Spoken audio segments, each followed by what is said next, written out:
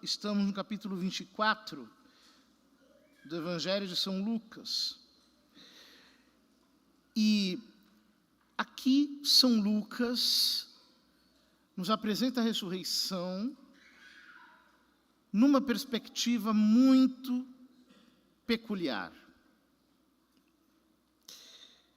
Os 2 discípulos de Emaús voltam para Jerusalém, encontram os 11 trancados no cenáculo, contam-lhes como reconheceram Jesus ao partir do pão. Então,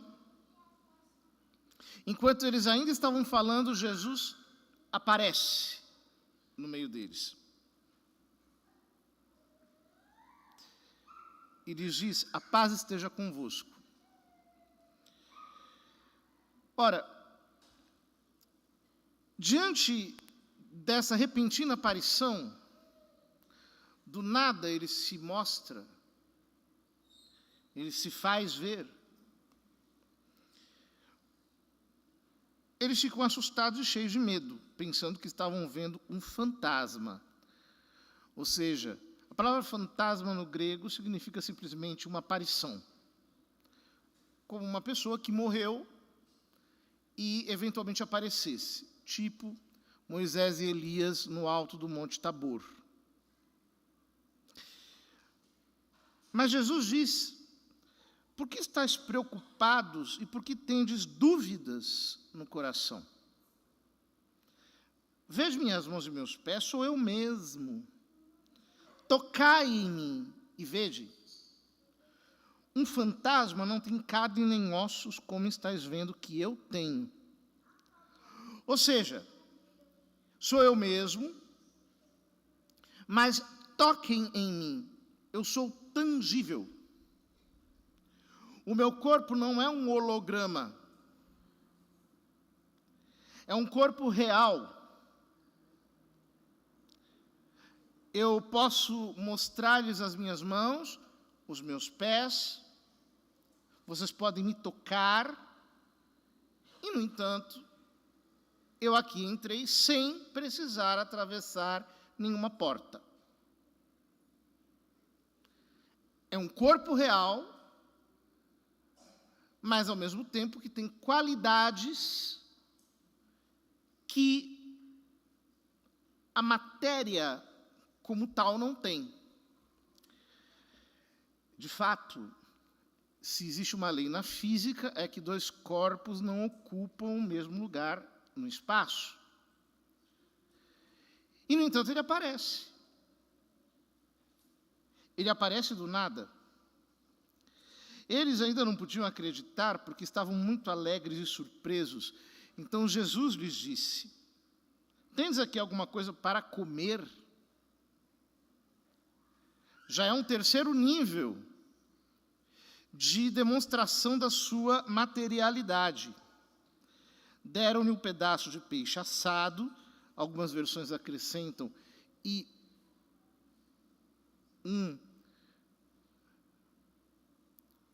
como é que é aquele negócio de mel? Favo. Um favo de mel. Deram-lhe o peixe assado e um favo de mel. Ele o tomou e comeu diante deles. Ou seja, ele come. Como é possível que ele coma e o que acontece com essa comida?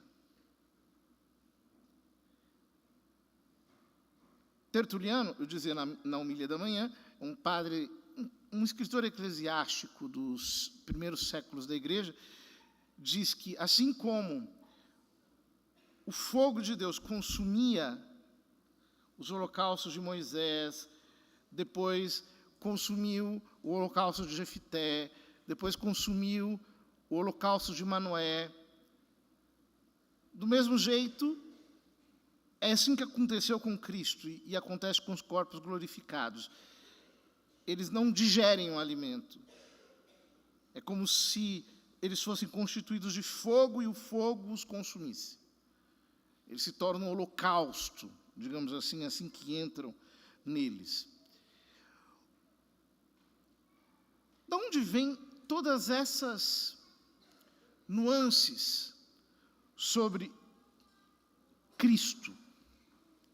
Se nós pegarmos a primeira carta aos Coríntios, São Paulo foi mestre de São Lucas. O Evangelho de São Lucas tem muitas correspondências com os ensinos de São Paulo. No capítulo 15, aparece uma dissertação de São Paulo sobre a ressurreição. E ele diz: todavia dirá alguém, como ressuscitam os mortos? Com qual corpo voltarão? Insensato. Aquilo que semeias não vive se primeiro não morre. E o que semeias não é a planta já desenvolvida, como será mais tarde, mas um simples grão, digamos, de trigo ou outro qualquer. E de qualquer modo, com sua vontade, Deus dá um corpo a esse grão, como dá a cada uma das sementes o seu corpo particular. Nem toda a carne é a mesma. Uma é a carne dos humanos, outra a dos animais, outra a das aves, outra a dos peixes. Há corpos celestes e corpos terrestres. Um é o brilho dos celestes, outro o brilho dos terrestres. Um é o brilho do sol, outro o brilho da lua e outro o brilho das estrelas. E até de uma estrela para outra há diferença de brilho. Coisa semelhante acontece com a ressurreição dos mortos. Semeado corruptível, o corpo ressuscita incorruptível.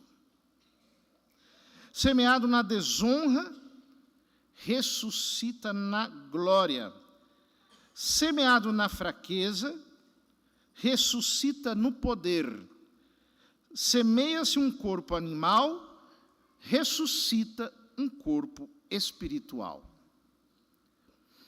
Cada uma dessas 4 características revela uma das dimensões de um corpo glorioso. Em primeiro lugar, semeado corruptível, o corpo ressuscita incorruptível. Ou seja, não é um corpo mortal.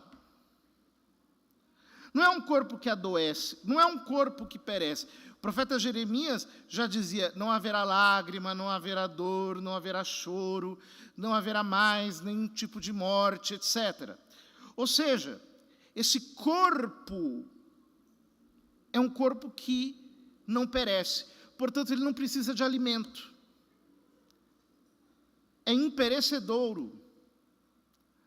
Portanto, aqui no caso, faz todo sentido a explicação de Tertuliano, porque o alimento não precisa ser digerido. Ele pode ser simplesmente destruído e se tornar um holocausto. Semeado na desonra, ressuscita na glória. Claro, porque quando o corpo é semeado, ele se decompõe. Mas ele ressuscita glorioso. Glorioso significa luminoso.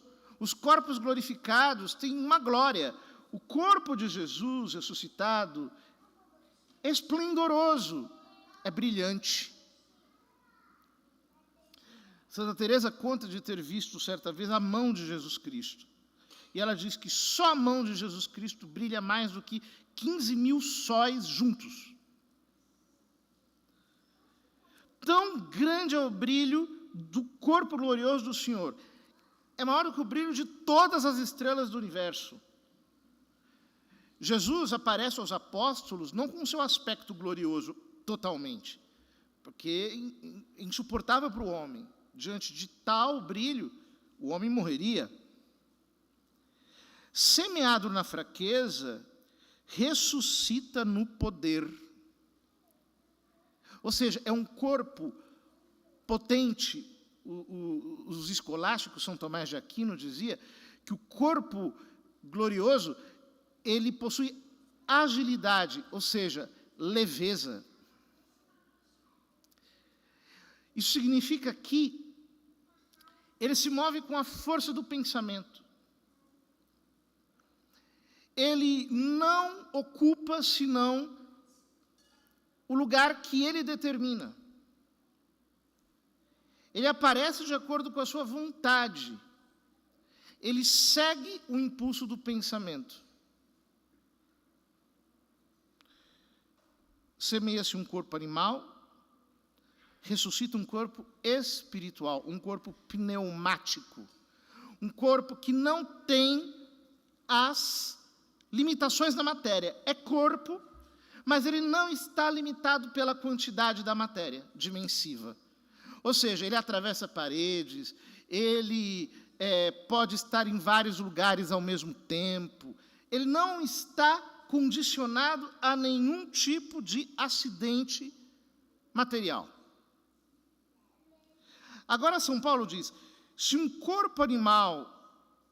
existe um corpo animal, existe também um corpo espiritual. É como está escrito, o primeiro homem, Adão, tornou-se uma alma vivente. O último Adão tornou-se um espírito vivificador. Isso é muito importante.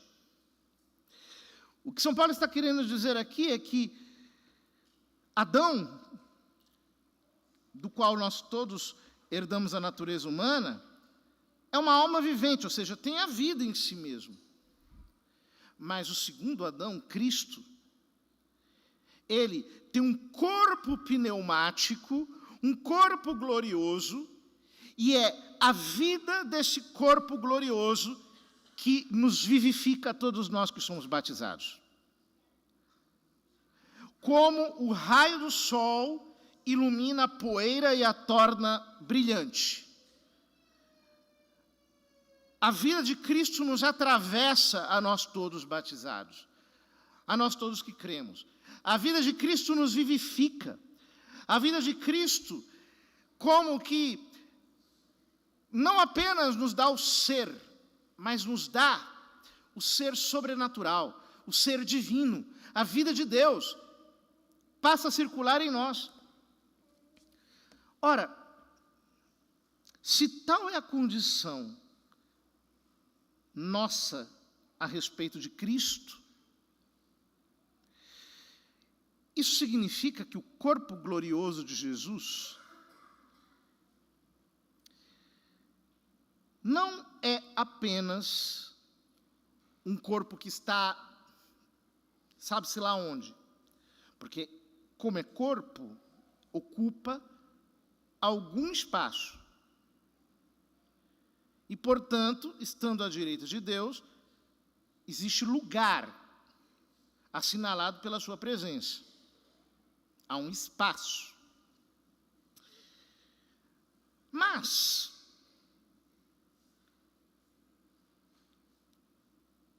realmente ele está para além disso. Notem, São Tomás, na Suma Teológica, tem um trecho que eu aprecio muito, em que ele diz o seguinte: a paixão de Cristo, apesar de ser corporal, tem poder espiritual devido à sua união com a divindade.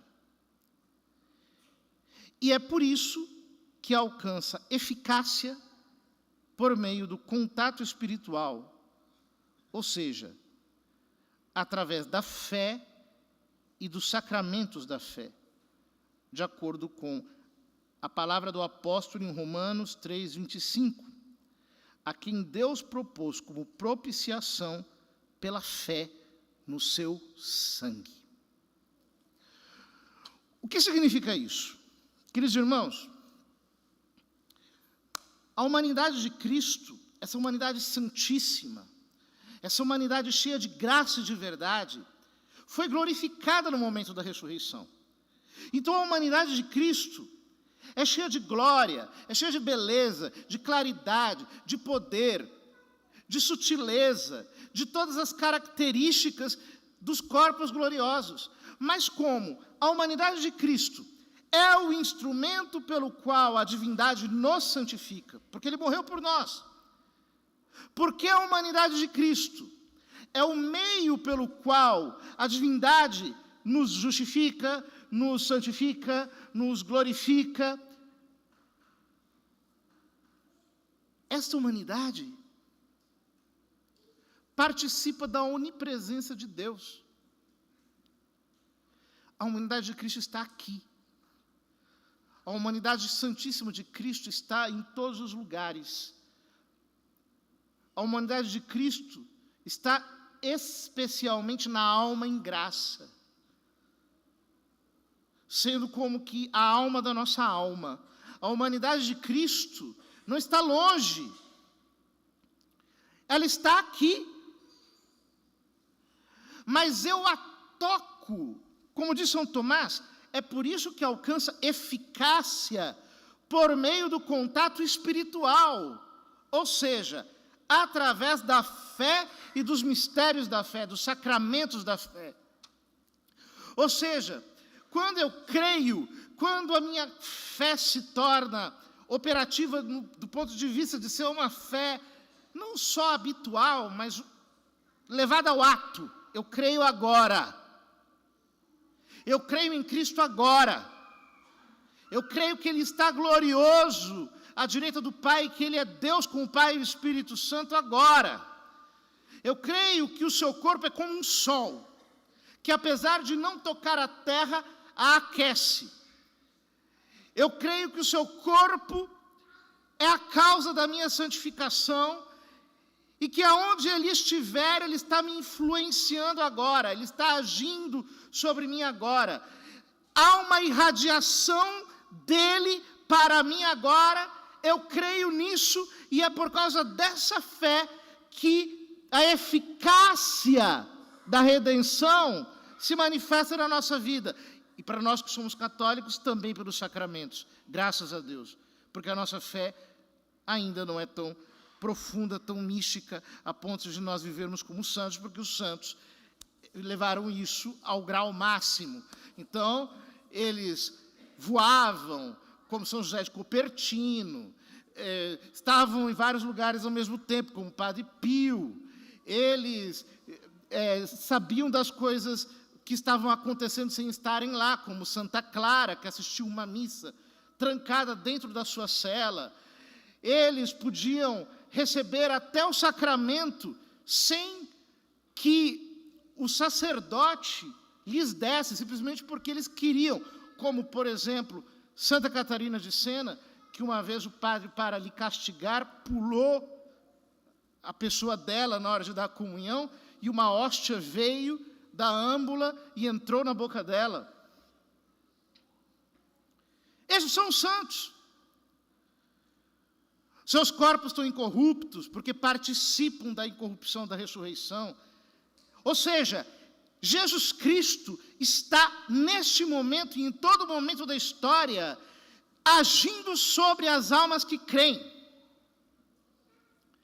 Quando nós cremos, é como se nós saíssemos ao sol. A oração, no fundo, é isso. A oração é quando eu ao invés de sair, eu entro. Porque o sol não está fora, está dentro. E então eu recebo a força do sol. Hoje em dia todo mundo fala. Antigamente, o pessoal dizia assim, não tome banho de sol, porque pode dar não sei o quê, pode dar câncer de pele, não sei o quê, não sei o quê.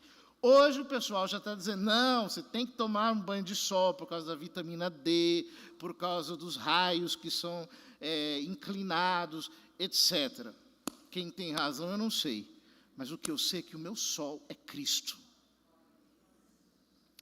E eu quero me expor ao raio da sua influência, à sua irradiação.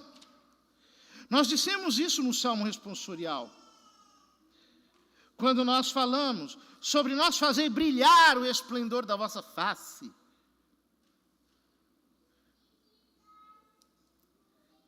Queridos, a Escritura diz que o Senhor é como um sol, é um escudo para todos que dele se aproximam.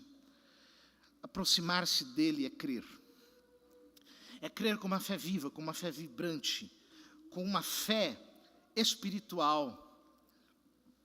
Porque o primeiro Adão foi só uma alma vivente, mas o segundo Adão, Cristo, é um espírito vivificador. Na hora da ressurreição ele foi glorificado.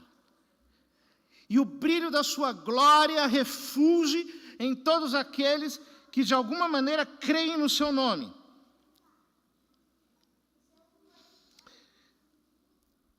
E isso, com todo o amor, porque São João diz, meus filhinhos, escrevo isto para que não pequeis. No entanto, se alguém pecar, temos junto do Pai um Paráclito, Jesus Cristo o justo. Ou seja, nós temos um Paráclito no céu, Jesus Cristo, e temos um Paráclito na terra, que é o Espírito Santo. O Paráclito do céu é justo. Ele é homem. Ele está à direita de Deus Pai, ele é glorioso. Nele não existe mancha de malícia. Ele é justo. E mais, ele é a vítima de expiação pelos nossos pecados, e não só pelos nossos, mas também pelos pecados do mundo inteiro. Ele está como vítima, apresentando ao Pai o seu sacrifício eternamente como sacerdote, mostrando-lhe as suas chagas gloriosas, para que nós sejamos salvos. E como ele está junto do Pai e está aqui, é ele quem celebra cada missa, é ele quem dá cada absolvição, é ele quem celebra os sacramentos, é ele que de algum modo governa a sua igreja. Isso não é uma metáfora, isso é uma realidade.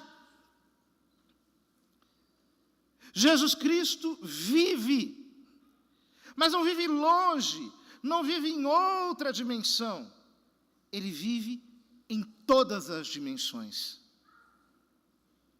pela união sacrossanta da sua humanidade com a sua divindade, sendo que o Pai glorificou a sua humanidade, como diz São Paulo aos Filipenses. Existindo em condição divina, ele não tomou o seu ser igual a Deus como uma usurpação, mas humilhou-se a si mesmo, fazendo-se obediente até a morte, e morte de cruz. Propter quod Deus exaltavit illum. E por isso, Deus o exaltou. Deus o glorificou. Porque Deus Filho se humilhou até o fim, merecendo não apenas a nossa justificação, mas a nossa glória. Vejam que coisa grandiosa. Ele ressuscitou dos mortos e ele é a única causa da nossa ressurreição. Vamos pedir ao Senhor que nós tenhamos uma união verdadeira com Jesus Cristo, que Jesus Cristo para nós não seja uma informação. Eu tenho tanta pena quando eu escuto alguém falando nos podcasts da vida, quando lhes perguntam, quem é Jesus Cristo para você? Jesus Cristo foi um grande mestre, foi um grande homem, foi uma pessoa iluminada, foi um avatar, foi um herói, foi um revolucionário, foi... Ontem me mandaram aí um vídeo que é um ET, enfim. Não, ele é muito mais do que isso, ele é o Deus encarnado. Enquanto o homem foi glorificado, e cheio de glória, brilha a sua glória em nós, nos vivifica, com a sua vida ressurrecta. Ele não foi, ele é. Ele não está no passado, ele é eterno, não existe passado para ele. Ele é o mesmo ontem, hoje e sempre. Ele é o alfa, ele é o ômega, ele é o princípio, ele é o fim, ele é tudo. Porque tudo foi feito por ele. E sem ele, nada do que foi feito se viu. Como diz São João, ninguém jamais viu a Deus, mas o Filho unigênito do Pai nos deu a conhecer. Que nós possamos mergulhar em Jesus Cristo. De tal modo que nós possamos dizer um dia, como São Paulo disse aos Gálatas: non vivo ego, sed vivit in me Christus. Não sou eu que vivo, mas é Cristo que vive em mim.